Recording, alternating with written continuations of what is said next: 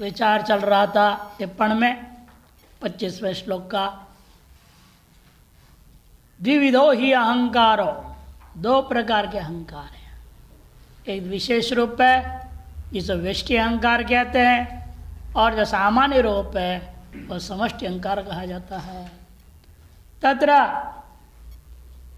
पुरुष सन्निधौ प्रकृतिरेव सामान्य अहंकार रूपम सत महत्तत्व नाम धृत्वा व्यक्ति भवति, यह प्रथम भूमि बनता है।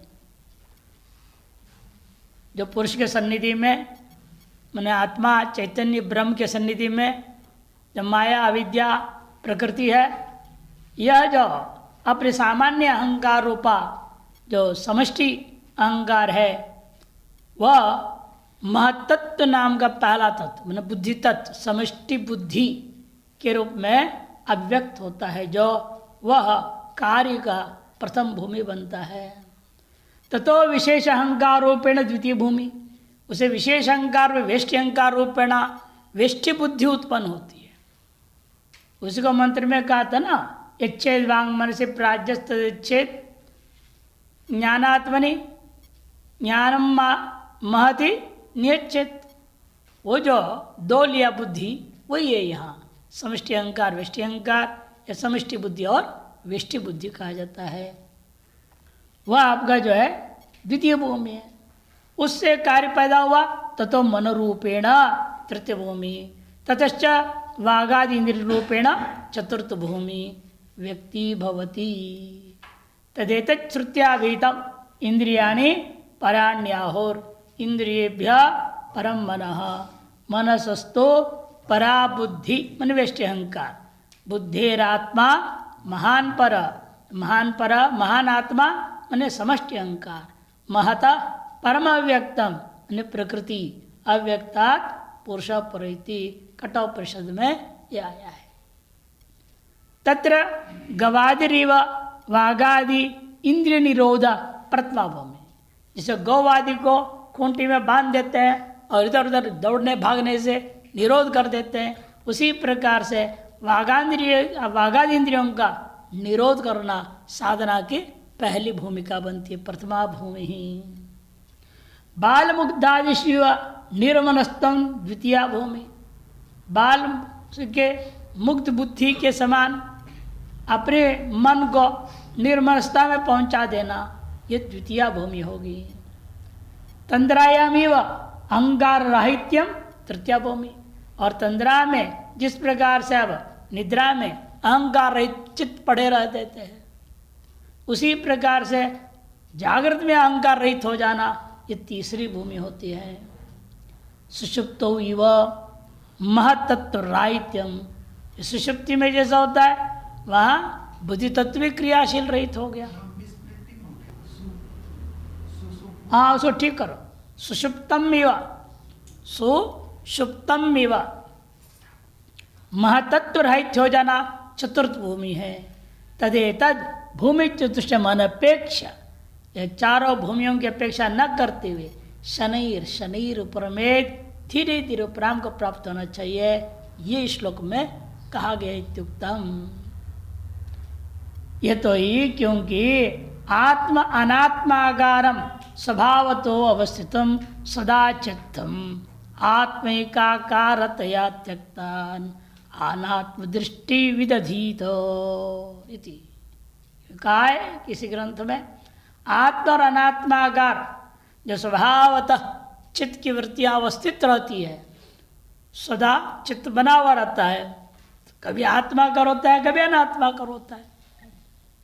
इसमें अनात्माकारों को खत्म करके आत्मिकाकारतया त्यक्त अनात्म दृष्टि, अनात्म दृष्टि को त्याग करके आत्मिकाकार रूपेण जो स्थित रहना, यही जो इसका विधान करना, अपने चित्त को इस तरह से ले चलना, यही वास्तविक साधना है। अत्राप्यंत या भी अंत में कहेंगे, इसलिए धृत्या धारयते है मन प्राणेन्द्रिय क्रिया योगिन व्यभिचारिण्या धृत्य सा पार्थ सात्विकी, गीता 18वें अध्याय 33वें श्लोक में कहेंगे। धृत्या यया मन प्राणेन्द्रिया क्रिया धारयते।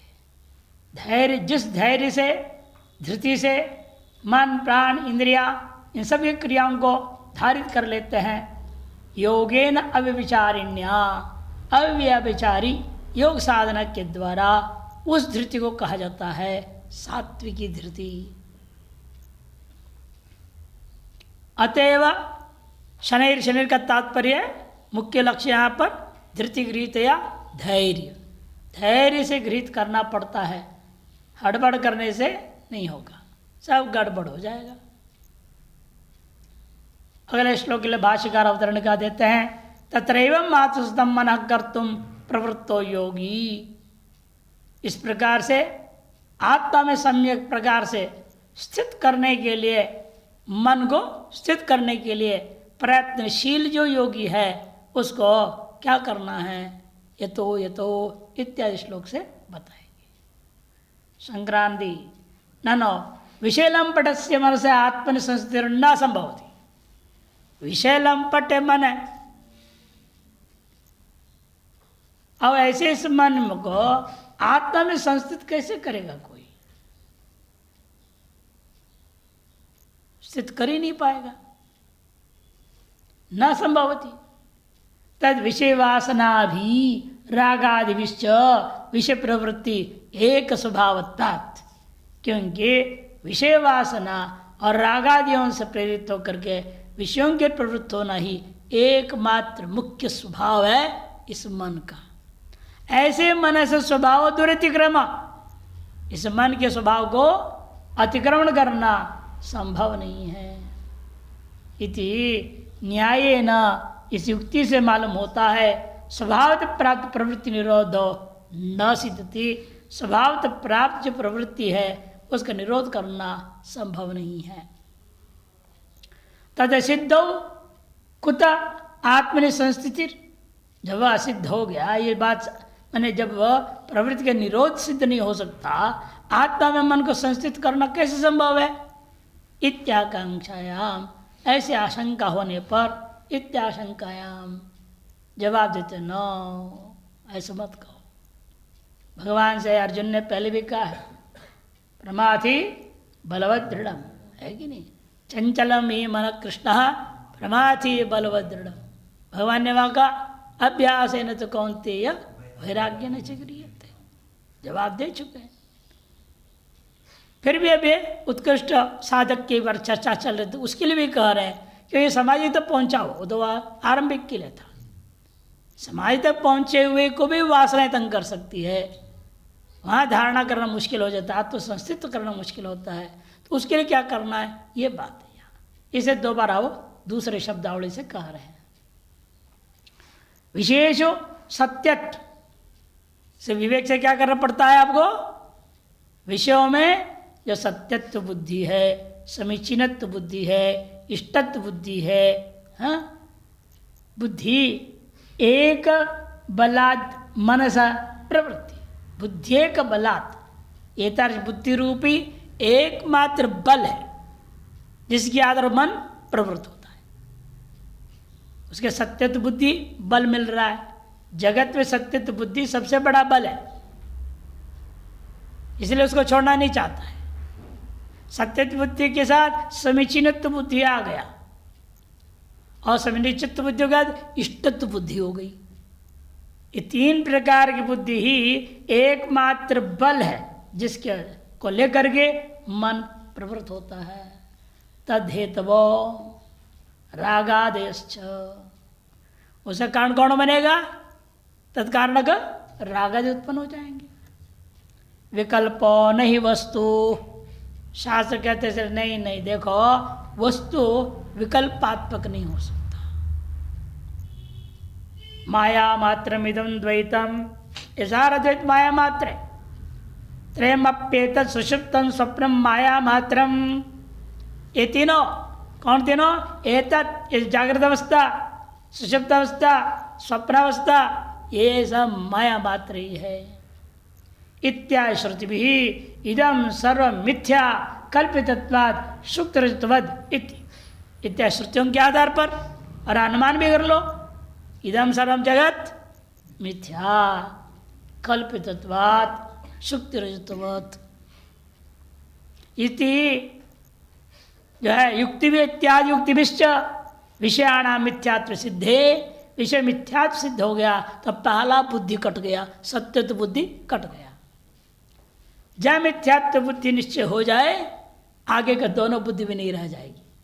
समीचीनत्व कैसे रहेगा, इष्टत्व कैसे होगा? मिथ्या वस्तु में इष्टत्व नहीं रह जाता है। जब रजत जब तक मिथ्या नहीं है तब तक आपको इष्टत्व से प्रवृत्ति होती है। जहाँ निश्चय हो गया तो मिथ्या दिख रहा है मेरे को, फिर इष्टत्व बुद्धि से प्रवृत्ति नहीं होगी। हमेशा मुख्य है सत्यत्व बुद्धि, उसके बाद सारा क्रम से चालू हो जाते हैं। उसको तोड़ दो, तोड़ने के ही तरीका है मिथ्यात्व निश्चय के द्वारा तोड़ना है। इसलिए कहते हैं सर्वम मिथ्या इत्यादि अनुमान के आधार पर मिथ्यात्व सिद्धे विषय सत्यत्व से विचलित इष्टत्व बुद्धियो नश्यन्ति। अपने आप सत्यत्व बुद्धि का नष्ट होने से समीचीनत्व इष्टत्व बुद्धि भी नष्ट हो जाएंगे। उनका कार्यभूता इधर राग आदि कहाँ टिकेंगे? राग आदयश्च नश्यन्ति के साथ अन्वय होगा। तेना मनसश्च प्रवृत्तिर न संभवती। अब ऐसी स्थिति में बताओ मन की प्रवृत्ति का कारण क्या रह जाएगा? प्रेरक कौन है? प्रयोजक कौन रहेगा? कोई प्रेरक प्रयोजक नहीं रह गया। क्वचित वा सनया यदा मन प्रवर्तते, फिर भी यदि कहोगे कभी कभी वासना इतने प्रबल है वह हमें दौड़ा देती है। यदा मन प्रवर्तते तदा विषय मिथ्यात्व बुद्धिया, जब जब ऐसा हो तुरंत लाओ बुद्धि में विषय की मिथ्यात्व बुद्धि से उसको काट दो। ततो निवर्त्य स्वरूप एव स्थापनीयम, वहां से निवृत्त करके अपने स्वरूप में ही स्थापित करना चाहिए। यह बात कहने के लिए अगला श्लोक आरंभ होता है। यतो यतो निश्चरति मनश्चंचलमस्थिरं ततस्ततो नियम्यैतद् आत्मन्येव वशं नयेत्। यतो यतो निश्चरति मनश्चंचलमस्थिरं ततस्ततो नियम्यैतद् आत्मन्येव वशं नयेत्। यतो यतो निश्चरति, जब जब जिस जिस विषय की ओर यह अस्थिर चंचल मन प्रवृत्त होने लगता है उस विषय से ततस्ततः नियमन करके ये तद इस मन को आत्मन्येव वशम नेत, आत्मा में ही अपने वश में लाके रखना चाहिए। यही अभ्यास है वेदांतियों के लिए, और कोई काम नहीं, बैठे बैठे यही करते रहना है। वेदांत अभ्यास क्या है? साधना यही है, यही साधना है। जहाँ देखा मन बाहर गया तुरंत मिथ्यात्व चिंतन करना शुरू कर दो। जब जब बाहर जा पकड़ पड़ के अंदर ले आओ। ये एकमात्र तरीका इसका यही है। धीरे धीरे धीरे फिर जाना ही बंद कर दे। देखा कि भाई हम जाना चाह रहे हैं, वहाँ इसको पसंद ही नहीं है, अनुकूल ही नहीं है, फिर वो चुपचाप बैठ जाता है। यतो यतो मन यस्मात् यस्मात् निमित्ता, जिस जिस निमित्त से शब्दादेर निचलती, शब्दादि की ओर जो है यह मन निर्गच्छति, जा बाहर चला जाता है। स्वभाव दोषात् मनश्चंचलम अत्यर्थम चलम इति चंचलम, क्योंकि स्वभाव दोष के कारण से और मन का स्वभाव यही है वो अत्यंत चंचल है, अतएव अस्थिर, इसलिए स्थिर नहीं है। जब जब इस प्रकार से अपने स्वभाव दोष की वजह से हो या वासना की वजह से हो बाहर जाने लगे, ततस तस्मात् तस्मात् उन्हीं शब्दादेहे निमित्तात्, शब्दादि निमित्तों से, जिस जिस निमित्त शब्दादियों से बाहर गया था उन निमित्त शब्दादियों से नियम्य तत्तन्निमित्तम यथार्थ निरूपणेन आभासीकृत्य, उन निमित्तों का असली स्वरूप बताओ। उसका असली स्वरूप क्या है? मिथ्या है। उनकी असलियत का पोल पट्टी खोल दो, अपने आप शांत हो जाएगा। याथार्थ निरूपण के द्वारा आभासी कृत्य, आभास करके वैराग्य भावना से एतत् मने इस मन को आत्मन्यव वशमनेत, आत्मवशताम आपादेत, आत्मा की वशता को प्राप्त करा देना चाहिए। एवं योगाभ्यास बलात् योगिना आत्मन्यव प्रशाम्यति मनः, इस योगाभ्यास के बल से योगी का जो मन है अंत तो गत्वा आत्मा में शांत होकर बैठ जाता है। संक्रांति टीका यथोइति वासना वेगा चंचलम चपलम रागादि दोषग्रस्तत्वाद अस्थिरम, वासना के आवेग के कारण से चंचल होता है और रागादि दोष के कारण से यह अस्थिर रहता है। और अव्यवस्थित इस मन स्विषय महात्मा मनादृत्य अपने वास्तविक स्वरूपभूता विषयभूता आत्मा को अनादर करता हुआ वासना वा रागादि वा हठाद्वा ज्ञातम अज्ञातंच सत, या तो वासना की वजह से राग आदि की वजह से या हठात चला झटिति भाग गया, ज्ञातम वस्तु या ज्ञातम वस्तु च सत, यतो यम यम विषय उद्देश्य निश्चरति, जिस विषय को उद्देश्य करके बाहर की ओर निश्चरित मने निर्गच्छति, ततस्त सत ततस मने तस्मात् उन विषयों से विषयात नियम्यो, कैसे नियमन करना, न तत्र विषय मिथ्यात्म दुख प्रदत्तम बंधकत्तम आत्म व्यतिरेक असत्तंच उद्घाट्य। आपको मन में हिलाना पड़ेगा, क्या क्या कराना है, कह दे उसमें उन विषयों में पहले मिथ्यात्व, किंचित सत्य दिखेगा तो अरे फिर भी दुखप्रद है ना, दुख प्रदत्तम, और दुख भी ना देवे सुखी दे रहे तो भी बंधकत्व लो। क्यों ऐसा है ये, क्योंकि आत्मा से व्यतिरिक्त है। इन हेतुओं के द्वारा मन में यथार्थ चिंतन ला करके असत्यंच उद्घाट्य, असत्व इनमें उद्घाटित करके वैराग्यम वैरस्यम आपद्यत, वैरस्यता ही वैराग्य, नीरसता का आपादन कर, इसमें कोई सार नहीं है। नाम भले संसार है लेकिन वास्तव में असार है ये। ऐसे विवेचन करके स्वरूपत्वाद दि गुण प्रकाशनेन वैरस्यम आपद्येय एव एतन्मन, ये तन्मन एक नकार नहीं है वहां पर, आपद्य वही तन्मन पुनर्आकृष्य, पुनः विषयों से खींच के ला करके चित भावम गमयित्वा, चैतन्य भाव का बोध कराते हुए आत्मन्येव वशमनेत, आत्मा में इनको वशीभूत कर देना चाहिए। आत्मनि नित्यत्व चिद्रूपत्व खंडानंदैक रसत्व स्वरूपत्वादि गुण प्रकाशनेन, और आत्मा की ओर क्यों जाएगा, वहां का गुण बताना पड़ेगा। इधर का दोष बताओ तो यहां से हटेगा, उधर का गुण बताओ तो उधर की ओर जाएगा।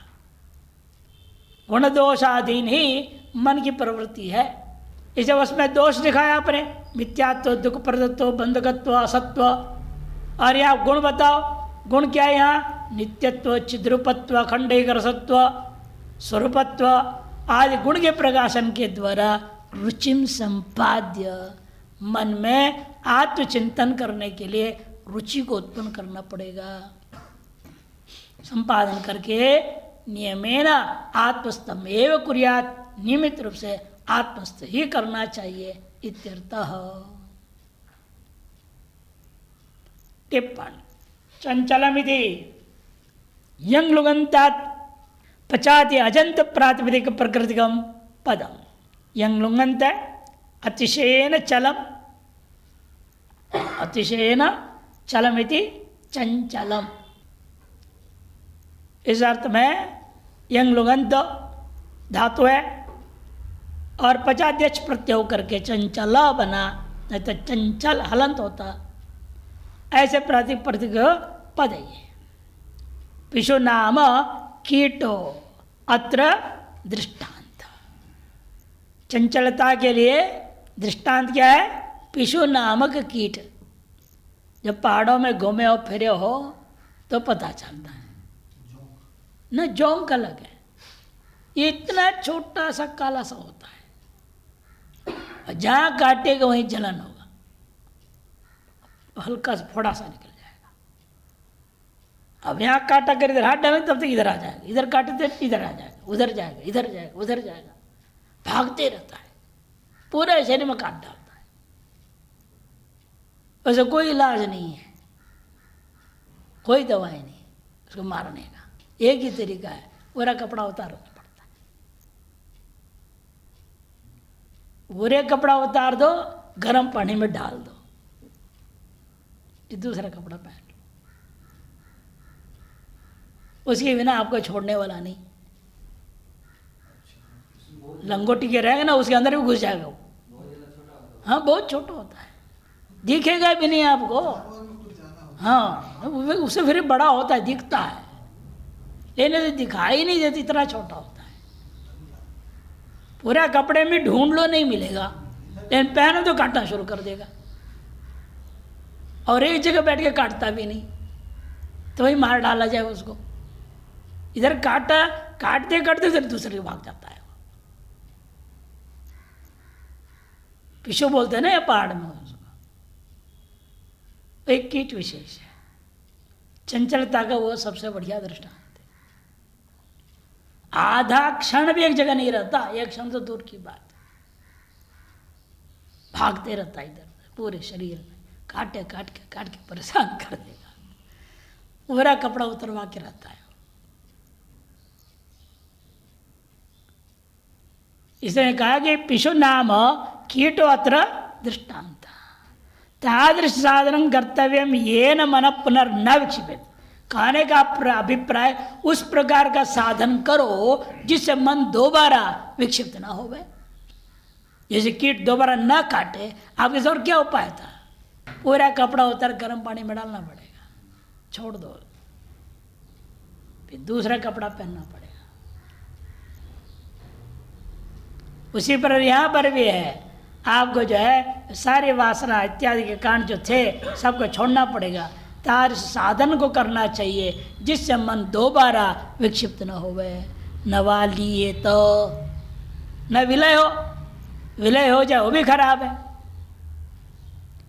एवकारो नात्म गोचरत्वम समाधि निवारयति। एवकार जो है यहाँ पर जो दिया गया है आत्मविषयकत्व समाधि में निवारण करने के लिए नहीं है, किंतु आत्मगोचरत्व व्यभिचार वारयति। आत्मगोचरत्व का व्यभिचार को वारण करने के लिए, मैंने निरंतर आसक्ति रामृत है, आत्मा का वृत्ति ही चलना, क्षण मात्र के लिए व्यभिचरित न होना, ये तात्पर्य। उक्तंच मांडुक्य कारिकाया, मांडुक्य कारिका का 4 कारिका पूरा ही दे रहा हूं यहां पर, जो कहा गया स्पष्ट वहां पर। उपायेन गृह्णीयाद विक्षिप्तम काम भोगयोः सुप्रसन्ने लये चैव यथा कामो लयस्तथा दुःखं सर्वम् अनुस्मृत्य काम भोगाद निवर्तयेत् अजं सर्वम् अनुस्मृत्य जातं नैव तु पश्यति। लये संबोधे चित्तं विक्षिप्तं शमयेत् पुनः सकषायं विजानीयात् समप्राप्तं न चालयेत्। नास्वादे सुखं तत्र निस्संगं प्रज्ञया भवेत् निश्चलं निश्चरचित्तम् एकीकुर्यात् प्रयत्नतः। यदा न लीयते चित्तं न च विक्षिप्यते पुनः अनिंगनं मनाभासं निष्पन्नं ब्रह्म तत्तदा। तीसरे प्रकरण 42 से 46वें श्लोक तक है। निश्चरत चित्तम, एक और चकार है, जुड़ना चाहिए। निश्चरत चित्तम एकीकुर्यात् प्रयत्नतः। स्पष्ट कर रहे हैं, उपायेन निगृह्णात्, बड़े युक्ति से निग्रह करना पड़ेगा। सभी के लिए एक युक्ति नहीं हो सकता, अलग अलग युक्ति अपना अपना पड़ता है। आपके लिए कौन सी युक्ति लागू होगा नहीं कह सकते, हमारे लिए कौन सी युक्ति लागू होगा वो हम जाने, आपके लिए कौन सा युक्ति से आपका नियंत्रण में आएगा, ये आपको ही समझना पड़ेगा। जैसे कहा, एक दृष्टांत दिया था ना महात्मा, खीर दृष्टांत। बार बार मन बोल रहा है खीर खीर खीर खीर, परेशान कर दिया, मानता ही नहीं ध्यान भजन करने को। तो खूब खीर बनवाए, स्वयं खाने बैठ गए। खाते गए कितना खाएगा, उल्टी हो गया, उसी बर्तन में उल्टी कर दी जान करके, इधर उधर गए भी नहीं। खाओ खीर को बोलते हैं जितना खाना है। ऐसी स्थिति होगी खीर नाम से घबराने लग जाए। उनने अपनी युक्ति निकाली। अब ये सभी युक्त थोड़ी कर पाएंगे, ये सभी के लिए लागू नहीं होगा। जिसको जैसा कहने का अभिप्राय है, अपने अपने हिसाब से आपको युक्ति निकालनी पड़ेगी और तरीके से इसको वश बनाना पड़ेगा। कहाँ भागा हुआ ये? काम और भोग में। काम भोगयो विक्षिप्तम उपाय न निगृह्यात्। निग्रह कर सुप्रसन्न हो गया, सुप्रसन्न सोने लग जाए। सुप्रसन्ने लये चैव यथा कामो लयस्तथा। जैसी कामना है बाधक, लय भी उसी प्रकार से बाधक है। लय भी उसी प्रकार से बाधक बनता है। इसीलिए दुखम सर्वम अनुस्मृत्य, विक्षिप्तता भी दुखात्मक है, लय भी दुखात्मक ही है। ऐसा अनुस्मरण करते हुए काम भोगात् निवर्तयेत्, काम और भोग से अपने आप को निवृत्त करना होगा। एवं अजम सर्वम अनुस्मृत्य, सब कुछ अजी है ऐसे जानते जातम नैवत पश्यति। लये संबोधे चित्तम, और जैसे लय में जाने लग जाए तुरंत चित्त को जगाना। विक्षिप्त होने लग जाए शमेत पुनः। सकाशायम विजानीयात् समप्राप्तम न चालयेत्। सब कुछ कषायुक्त है, इसलिए इनमें मुझे होना जाना नहीं चाहिए।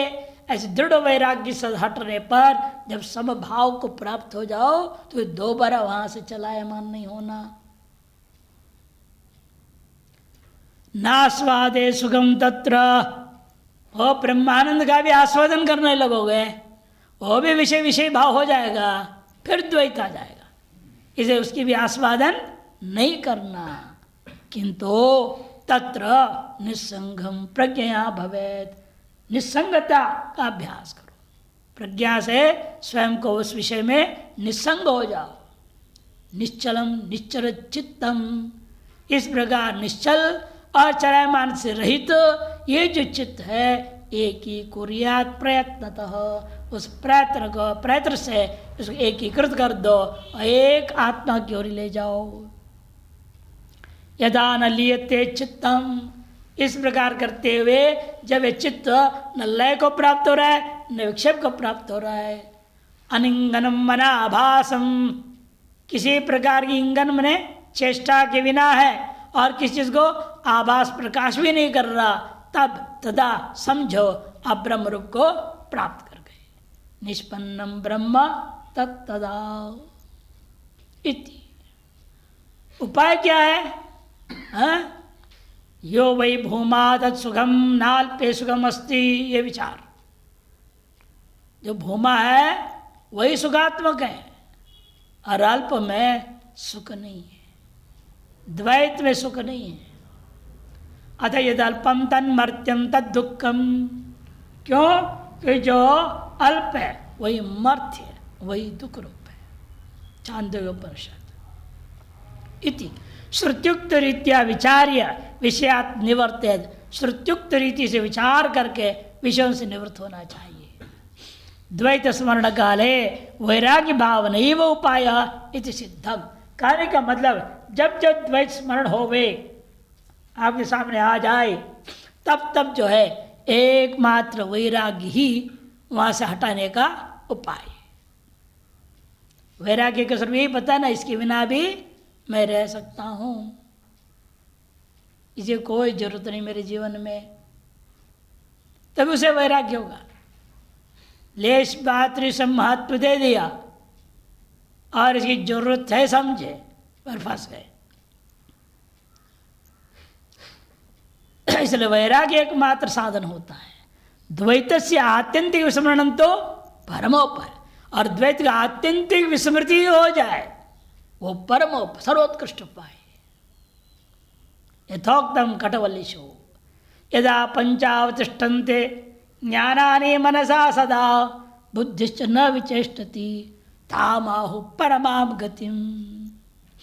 2-3-10। जब पंच ज्ञानानि यदा मनसा मन के सहित बुद्धिश्च बुद्धि भी ज्ञानानि च उनसे उत्पन्न विभिन्न वृत्तियां न विचेष्टति किसी प्रकार से भी अभिव्यक्त ही नहीं होते हैं। ताम आहु उसको विद्वत पुरुष लोग कहते हैं परम गति है, वही परम गति है, वही परम पद है। इति भाष्य अवतरणिका कुछ भी नहीं है अगले श्लोक के लिए। संक्रांति अवतरणिका दे रहे हैं। पुनर्विषयभ्य तत्तोषोद्घाटन पूर्वकम आकृष्य मनः आत्मन्येव स्थापयित्वा।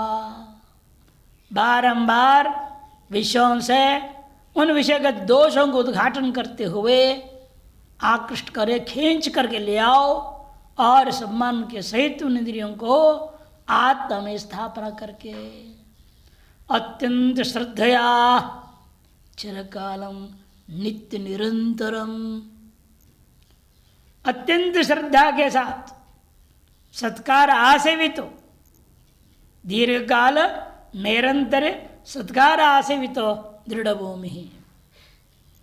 वही यहां पर कह दिया अत्यंत श्रद्धा से चिरकाल पर्यंत नित्य निरंतर चित्त प्रत्यावृत्ति में कुर्वत, आत्माकार चित्त के प्रत्ययों के आवृत्ति करो। अखंडाकार वृत्ति ब्रह्माकार वृत्ति का आवृत्ति करते हुए योगिनो यते है बाह्य वासना नाम तत्प्रत्यानांच निशेष संशेषते। योगी जो है, योगी का अर्थ क्या ले रहे हैं? यति सन्यासी बाह्य वासनाओं का और तत्प्रत्ययों का पूर्णतया क्षय कर देने पर यदा ब्रह्मणि मन प्रशांतिमति, मन में प्रशांत मन और बुद्धि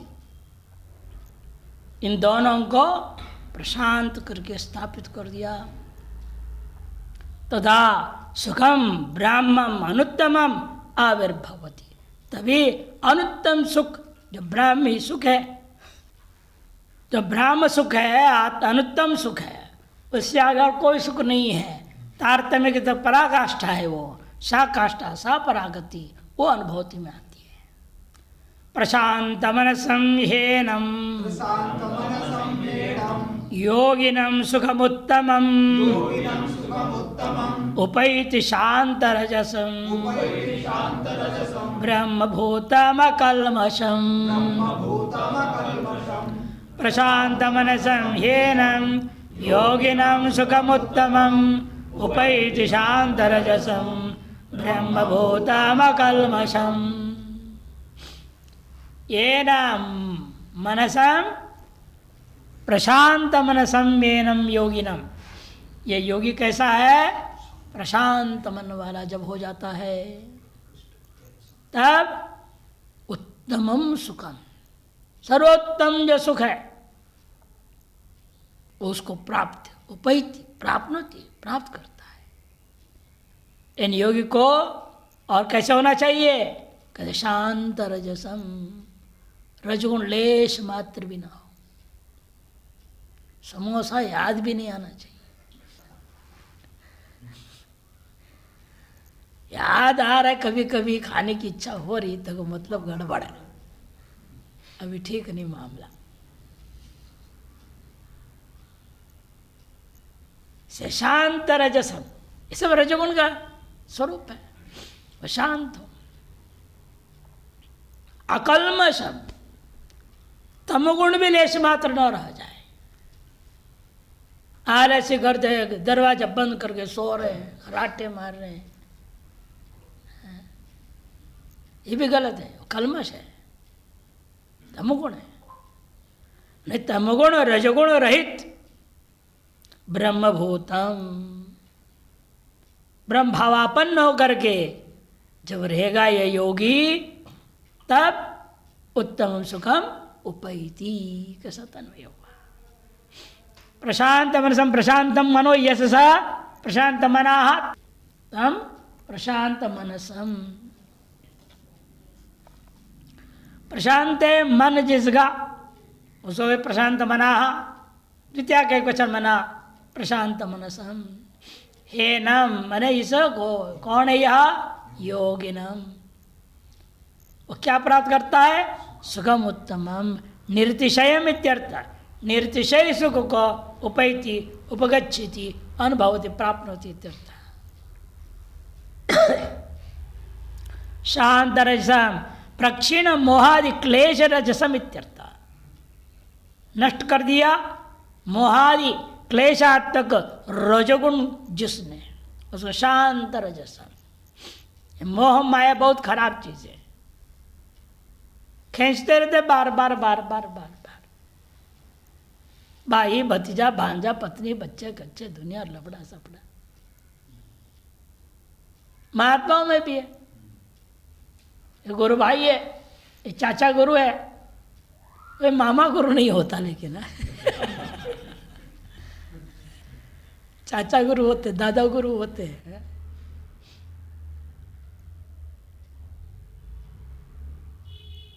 तो इसलिए यहां भी परिवार पाल लेते हैं ये लोग, यहां भी मोह माया में पड़ जाते हैं। इसलिए कहते हैं ये सबसे खराब चीज है। हाँ, इससे प्रक्षीण मोहादि क्लेश रजसमित्यर्थ।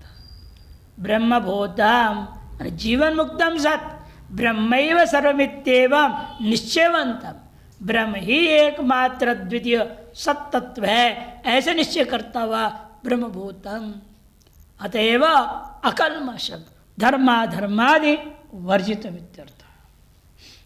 क्लेश से भी रहित है, धर्माधर्मादि से भी रहित है, अत्यंत सात्विक है कहने का अभिप्राय है।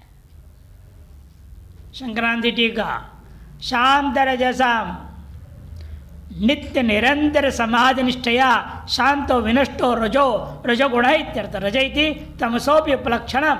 देखो शांत रजसम को पहले लिया संक्रांति का, नित्य निरंतर समाधि निष्ठा के द्वारा नष्ट कर दिया, शांत कर दिया, मैंने नष्ट कर दिया रजगुण। केवल रजगुण नहीं, तमगुण को भी। रजह शब्द तम का उपलक्षण है, या अकल्मषम से तम को ले लेंगे। तमोगुणश्च स्वकारी काम क्रोध लोभ मोह अहंकार ममकार आदि स यस स। तमोगुण का स्वरूप क्या है? उसका अपना कार्य क्या है? अपने अपने कार्य सहित कार्य काम क्रोध लोभ मोह अहंकार ममकार आदि से कार्य से सहित ये जो तमोगुण है वह स यस्य नष्ट हो चुका है, जिसका स शांतरजः तम शांतरजसम, उसे कहते शांतरज वाला। केवलम शुद्ध सत्व स्वभाव, स्पष्ट हो गया ना, केवल शुद्ध सात्विक स्वभाव वाला हो गया। इतना सात्विक है, लेश मात्र भी अंदर में विकृति हो जाए झट पता लग जाता है, भले उसे असंबद्ध रहेगा, गलत चीज चला गया फट पकड़ लेगा।